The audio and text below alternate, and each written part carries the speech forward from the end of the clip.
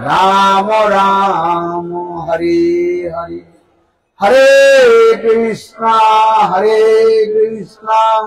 कृष्ण कृष्ण हरे हरे, हरे राम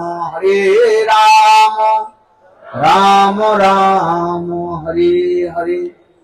सर्वाग्रे गुरुपाद पद्म नित्य लीला प्रविष्टं विष्णुपाद अष्टोत्तर शतस्य श्रीमद् भक्ति वेदांत श्रील वामन गोस्वामी महाराज एवं नित्य लीला प्रविष्टं विष्णुपाद अष्टोत्तर शतस्य श्रीमद् भक्ति वेदांत श्रील नारायण गोस्वामी महाराजेर अभय चरण कमली अनंत कोटि साष्टांग दंडवत ज्ञापन करी तत्पश्चात नित्य लीला प्रविष्टं विष्णुपाद अष्टोत्तर शतस्य श्रीमद् भक्ति वेदांत स्वामी महाराज एवं मंचस्थ विराजमान जिसके गुरु भ्राता परम पूज्य पासवान भक्ति वेदांत श्री परिव्राजक महाराज एवं अन्य सन्यासी वृंद मातृवृंद गुरुगुरु सज्जन वृंद हरि कथा पिपासु श्रोतृवृंद सवार चरण कमले हमार यथायथ दंडवत प्रणाम स्वीकार हूं।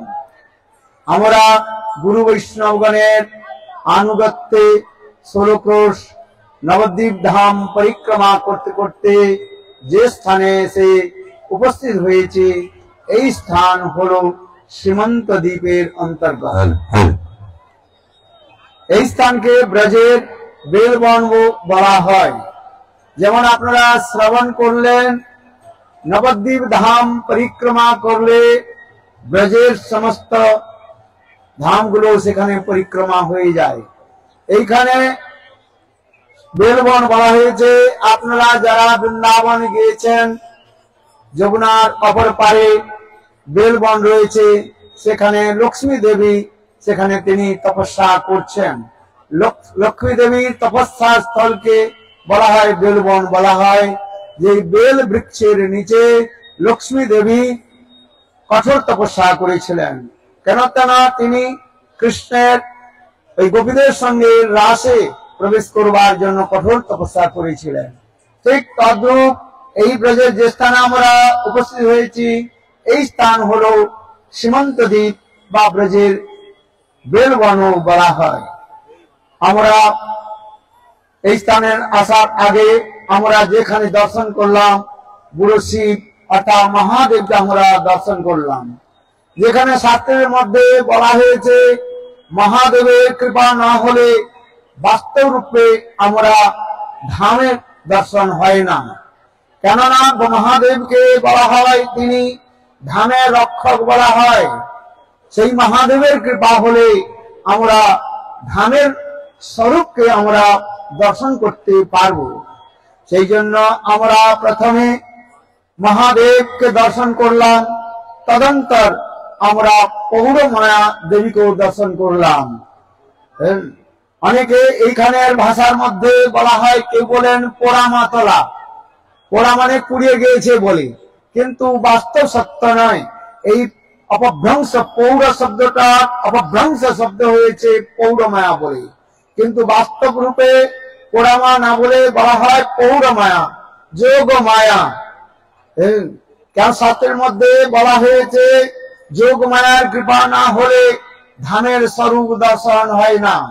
তাই শাস্ত্রের মধ্যে বলা হয়েছে কৃপা করি মায়া জাল উঠাই যখন আঁকি দেখে সুবিশাল চিন্ময় ভবন। যখন আমরা এই যোগ মায়ার কৃপা প্রাপ্ত করতে পারবো তখন আমরা এই ধামের যে চিন্ময় বস্তু আমরা দর্শন করতে পারবো। তাই ভক্তি বিনোদ ঠাকুর ধাম মাহাত্ম্যের মধ্যে বলেছেন এই ধামের উপরে একটা মায়ার জাল রয়েছে। সেই মায়ার জালের উপরে বদ্ধজীব সেখানে ঘোরাফেরা করছে, চলছে, মনে করছে আমি ধামে বসে আছি। কিন্তু ধামের স্বরূপ, ধামের বিচার, ধামের যে অনুভব তখন হবে যখন আমরা সেই যোগ মায়ার কৃপা প্রাপ্ত করতে পারবো।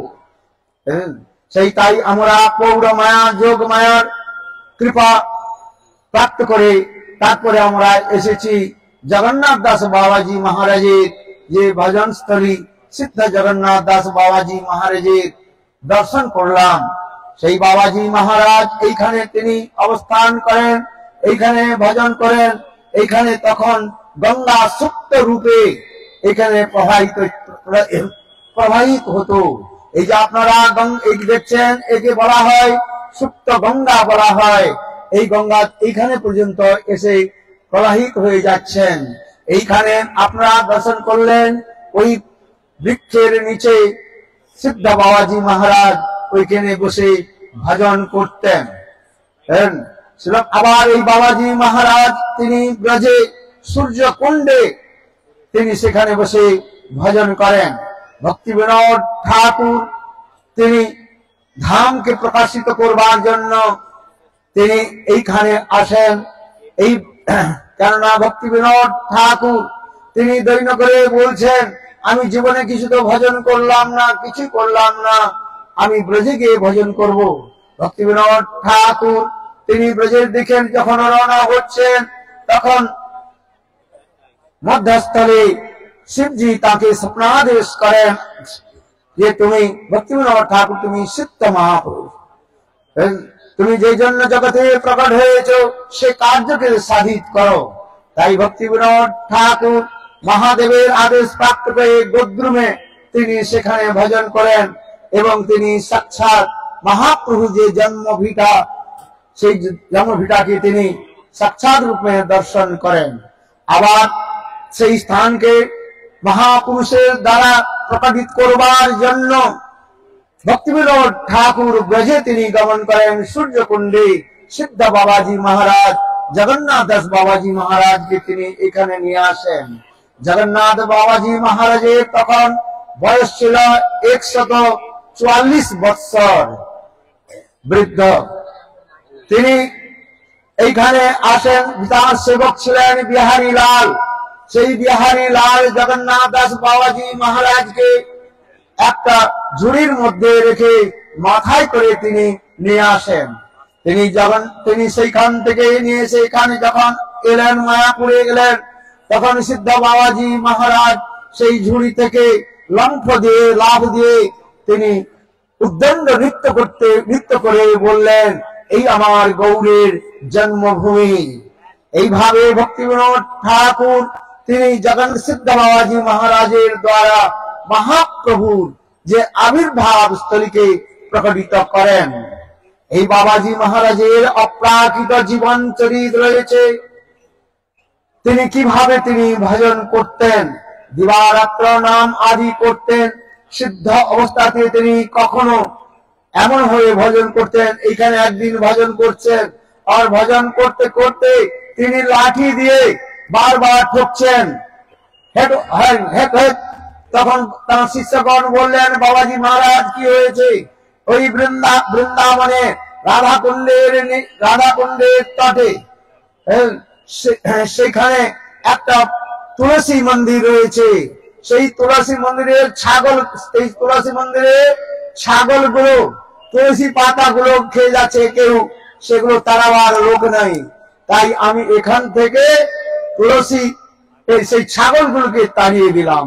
দেখুন দিব্য বাবাজি মহারাজের দিব্য দৃষ্টি, অপ্রাক দৃষ্টির দ্বারা তিনি এখান থেকে রাধা কুণ্ডের সেই ছাগলগুলোকে তিনি তাড়িয়ে দিলেন। পরবর্তীকালে ফোন করে জানা গেল যে সত্যি সত্যি ওইখানে রাধা কুণ্ডে সেই ছাগলগুলো ওই তুলসী পাতা বা তুলসী গাছকে নষ্ট করে দিচ্ছে। এইভাবে বাবাজি মহারাজের দিব্য প্রাকৃত জীবন চরিত। বাবাজি মহারাজ কিভাবে ভজন করতেন, তিনি এক সময় কোন ব্যক্তি তাকে 1 টাকা দিলেন, মাত্র 1 টাকা। 1 টাকা দিতে বাবাজি মহারাজ তিনি 1 টাকা থেকে তিনি পকেটে রাখলেন আর বিহারীকে বললেন, চলো এই স্থান থেকে যাই। কিছু দূর যাওয়ার পর বাবাজি মহারাজ আবার বিহারীকে বললেন, বিহারী চলো ওইখানে ফিরে যায়, যে দান করেছে এই 1 টাকা তাকে আমি ফেরত দিয়ে আসি। বিহারী সেবক বিহারী বাবাজি মহারাজকে আবার তিনি নিয়ে এলেন। নিয়ে এসে যে ব্যক্তি 1 টাকা দান করেছিলেন তাকে তিনি ফেরত দিলেন তিনি বললেন যে 1 টাকা যে জ্বালা আমি সহন করতে পারছি না, তোমার তো হাজার হাজার টাকা রয়েছে, কি করে তুমি একে সহন করো। এই দেখবে বাবাজি মহারাজ বলছেন, বিষয়ীর অন্ন খাইলে মলিন হয় মন, মলিন মনে কৃষ্ণের না হয় স্মরণ। বিষয়ীর অন্ন গ্রহণ করলে তাদের কখনো ভজন হয় না। এই জন্য বাবাজি মহারাজ শিক্ষা দিলেন যে বিষয়ীর লোকের যে অর্থ, সেই অর্থগুলোকে যদি যথার্থ রূপে শোধন না করা যায়, ভগবত ভজনে নেওয়া লাগা যায়, তাহলে কেউ যদি সেই অর্থকে নিজের ভোগের মধ্যে লাগায়, তার যে কি চরম গতি হবে সেইগুলো বর্ণন করা যায় না। এইভাবে বাবাজি মহারাজ তার অপ্রাকৃত জীবন চরিত কথার মধ্যে বর্ণন করা হয়েছে। তিনি এক সময় ভক্তিবিনোদ ঠাকুর তার শিষ্যদের সঙ্গে মিলেছিলেন সূর্যকুণ্ডের মধ্যে। তখন সেই শিষ্যগুলো ভক্তিবিনোদ ঠাকুরের কাছে এসে নালিশ করলেন যে আপনি তো ডিস্ট্রিক্ট ম্যাজিস্ট্রেট ছিলেন, আপনি আমাদের বলুন, আমরা ঘর সংসার ছেড়ে এসে বাবাজি মহারাজের কাছে এসেছি কিছু ওই রাসলীলা কথা শ্রবণ করবার জন্য, গোপী ভাব ভজন করবার জন্য। কেন? গোপী ভাবটা অতি সহজ আর খুব সুন্দর, এই জন্য আমরা এসেছি এই গোপী ভাব, মন্দির ভাব আদি কিভাবে ভজন হয় সেই জন্য আমরা ঘর সংসার ছেড়ে এসেছি। কিন্তু বাবাজি মহারাজ আমাদের সবসময় বলেন, না না, তোমাদের এখন গোপী ভাবে ভজন করতে হবে না, তোমার এখন ওই বেগুন গাছে জল দাও। কি গাছে? বেগুন গাছে জল দাও। বলে বেগুন গাছে তো আমি তো বাড়িতে যখন ছিলাম তো কত বেগুন গাছে জল দিয়েছি, দেন নাই কি দেন নাই? এখনো পর্যন্ত দেন আপনারা, আমরাও দেই। কত বেগুন তো হয়েছে, কত বাজারে বিক্রি করলাম, কত পয়সা পেয়েছি। আবার এই মঠে এসে বাবাজি মহারাজ এসে আমরা ওই বেগুন গাছে জল দিলাম, তাহলে কি ভজন কি করলাম? তখন ভক্তিবিনোদ ঠাকুর তাদের বললেন যে বাবাজি মহারাজ যা বলেছেন তাই চরম সত্য, তোমরা এখন গোপী ভজনের তোমরা যোগ্য নয়। आदु श्रद्धा ततो साधु संग भजन क्रिया समृद्धि निष्ठा रुचि आसक्ति भाव और प्रेम दशाते যখন যাওয়া যায় তখন এই গোপী ভাবের ভজনের কথা সেখানে বলা হয়েছে। এখন তোমরা ওই গাছে বেগুন গাছে জল দিলে বেগুন ফলবে, আর সেই বেগুন ঠাকুরের ভোগ লাগবে, আর সেই ঠাকুরের ভোগ বৈষ্ণব সেবা হবে, তাতে তোমাদের স্বীকৃতি হবে। সেই স্বীকৃতির ফলে তোমাদের ভগবত নামে রুচি হবে। নামে রুচি যতক্ষণ না পর্যন্ত হয় ততক্ষণ পর্যন্ত আমাদের বাস্তব রূপে ভজন হয় না। তাই ভক্তিবিনোদ ঠাকুর তিনি তাদেরও বললেন যে বাবাজি মহারাজ যা বলছেন তাই চরম সত্য, না হলে জীব সহজিয়া সখী ভেকি হয়ে যাবে। এই জন্য ভক্তিবিনোদ ঠাকুর সেই কথা বললেন, আমাদের গুরু সেবা বৈষ্ণব সেবন এগুলো করতে হবে। এই গুরু সেবা, যিনি যত গুরু সেবা বৈষ্ণব সেবা করবেন তার হৃদয়ের মধ্যে তত ভগবত নামের রুচি হবে। যতক্ষণ পর্যন্ত আমরা গুরু সেবা না করি, গুরু শুশ্রূষা ভক্তা সর্বলাভেন চ সঙ্গেন সাধুনা ঈশ্বর আরাধনেন চ, যত প্রকার সেবা রয়েছে তার মধ্যে সর্বশ্রেষ্ঠ সেবা হলো গুরু সেবা। এই গুরু সেবা যিনি যত করতে পেরেছেন তার হৃদয় তত নির্মল হয়েছেন। সেই নির্মল চিত্তে তিনি ভগবানের নাম কীর্তন করতে পারেন। এই জন্য গুরু সেবা আমাদের করতে হবে। কোনো না কোনো জন্মে আমরা ভগবানের নাম করব, কিন্তু এই জন্মে কিছু না করি গুরু সেবা করতে হবে। এই গুরু সেবার বলতে গিয়ে দুই প্রকারের গুরু সেবার কথা বলা হয়েছে। এক হচ্ছে বপু সেবা বা শরীর সে গুরুদেবের শারীরিক সেবা যাকে বলা হয় বপু সেবা বলা হয়। যেমন গুরুদেবের কাপড় চোপড় ধুয়ে দেওয়া, গুরুদেবের জন্য রান্না আদি করা, গুরুদেবের বাসন কোসন আদি মেজে দেওয়া, এই সকল হচ্ছে গুরু সেবার কথা বলা হয়েছে। আর একটা হচ্ছে বাণী সেবা, গুরুদেবের মুখারবিন্দ থেকে হরি কথা শ্রবণ করে সেই কথাকে সর্বত্র প্রচার করা, সেইটাকে বলা হচ্ছে বাণী সেবা। এই জন্য ভক্তি সিদ্ধান্ত সরস্বতী প্রভুপাদ বললেন আমাদের বাণী সেবা আমাদের করতে হবে। যিনি যত গুরুদেবের বাণী সেবা করবেন তিনি তত গুরুদেবের প্রিয়পাত্র হবেন। এইগুলো আমাদের শিক্ষা রয়েছে, বাবাজি মহারাজের অনন্ত শিক্ষা রয়েছে। সময় সংক্ষেপ দু একটা মাত্র বললাম। হ্যাঁ, এখন সময় অতিবাহিত হচ্ছে। অন্যান্য বক্তাগণ সেখানে সুন্দর রূপে বাবাজি মহারাজের অপ্রাকৃত জীবন চরিত কথা কীর্তন করবেন এবং পৌরমায়া কথা বর্ণন করবেন। যোগমায়া, পৌরমায়া, আর একটা হচ্ছে পূর্ণমাসী যোগমায়া বৃন্দা দেবী। ये साक्षात राधा रानी स्वरूप सब राधा रानी হলে তিনি স্বরূপ শক্তি স্বরূপিণী শ্রীমতী রাধিকা, তারই ছায়া বলো এই মহামায়া বলা হয়। এই সংসারের যিনি রক্ষা করতে দুর্গা দেবী নামে পরিচিত। যে সাক্ষাৎ কংসের হাত থেকে যে বালিকা চলে গিয়েছিল আর আকাশের উপরে উঠে কংসকে বলে, রে মূর্খ কংস, তুমি আমাকে কি মারবে? তোমাকে মারবার জন্য সেই শ্রী হরি বলে অন্যত্র জন্মগ্রহণ করেছে। আর কংস আকাশের উপরে দেখলো তারই ইষ্টদেবী কঙ্কালী মথুরা পরিক্রমা করতে করতে আপনারা যাবেন ব্রজে, সেই কংসের ইষ্ট দেবী ছিলেন কালী দেবী বলা হয়, তাকে বলে কঙ্কালী বলা হয়। মানে কংসের ইষ্ট দেবী, সেই তার আরাধ্য দেবী আকাশে উঠে অষ্টভুজা রূপে প্রকাশিত হয়েছে। এই সকল কথা বিস্তৃত বর্ণনা রয়েছে।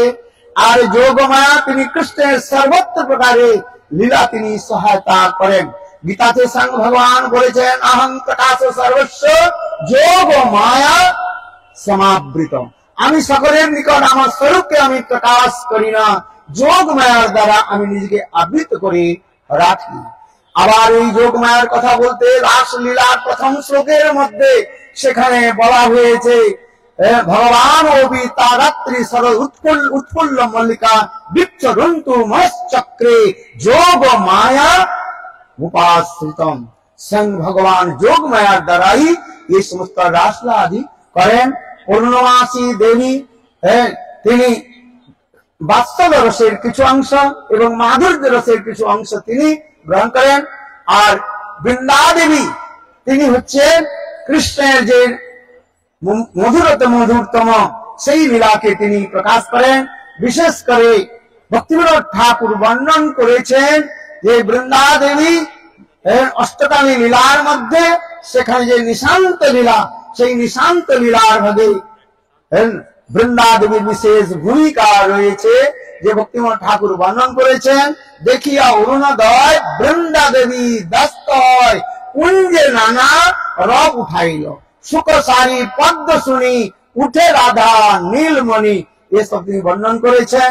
সুন্দর এসব সেই বৃন্দা দেবীর ভূমিকা, যোগ মায়ার ভূমিকা, আর রয়েছেন পূর্ণমাসী দেবীর ভূমিকা। যদ্যপি শ্রীমতী রাধিকার সব এক এক স্বরূপের প্রকাশ বলা হয়েছে। বাঞ্ছা কৌতুহস্ত কৃপা সিন্ধু বৈবচ পতিতানাং পাবনেভ্যো বৈষ্ণবেভ্যো। জয় করে উনি ধরুন।